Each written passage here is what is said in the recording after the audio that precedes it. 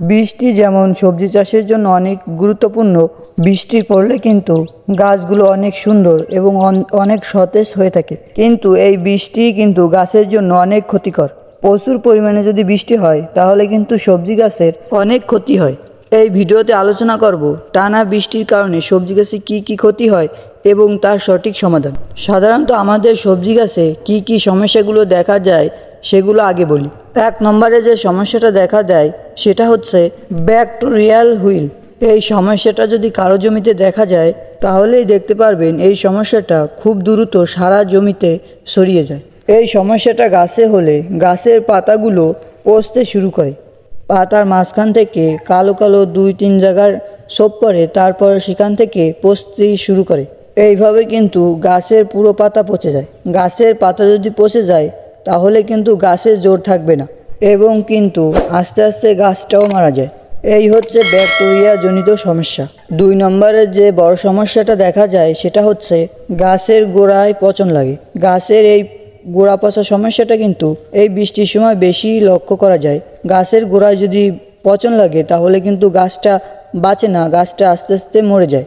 আরও নানা রকমের সমস্যা দেখা যায় জমিতে। তার ভিতর থেকে আর একটা সমস্যা হচ্ছে গাছের পাতা হলুদ হয়ে যায়। যখন বৃষ্টি হয় তখন কিন্তু এই সমস্যাটাগুলো তেমন লক্ষ্য করা যায় না। যখন বৃষ্টি শেষ হয়ে যায়, হালকা হালকা রোদ্দুর ওঠে, তখন কিন্তু এই সমস্যাটাগুলো লক্ষ্য করা যায়।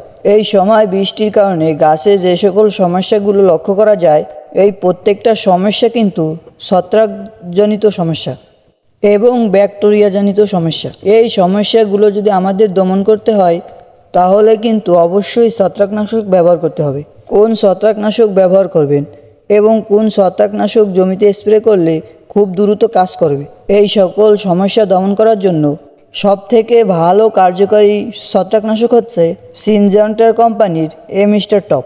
এই মিস্টার টপের গ্রুপ হচ্ছে এজোক্রিস্টোবিন এবং ডাইফেনোকোনাজল।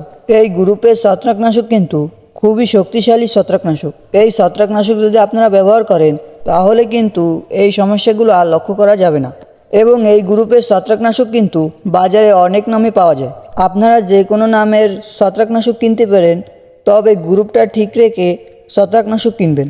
এজোক্রিস্টোবিন এবং ডাইফেনোকোনাজল এই গ্রুপের ছত্রাকনাশকের সাথে আরও দুটো গ্রুপের ছত্রাকনাশক যোগ করতে হবে। সেটা হচ্ছে কার্বনডাজিম ম্যানকোজিব গ্রুপের কীটনাশক ব্যবহার করবেন।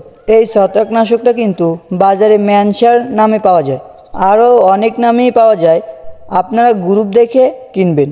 এই দুটো ছত্রাকনাশক যদি আপনারা জমিতে স্প্রে করেন তাহলে ইনশাআল্লাহ কিন্তু এই ধরনের সমস্যা জমিতে আর লক্ষ্য করা যাবে না।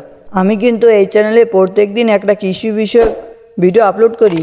ভিডিওগুলি পাওয়ার জন্য চ্যানেলটি সাবস্ক্রাইব করে রাখবেন। সবাই সুস্থ থাকেন, ভালো থাকেন। আসসালামু আলাইকুম রহমতুল্লাহ।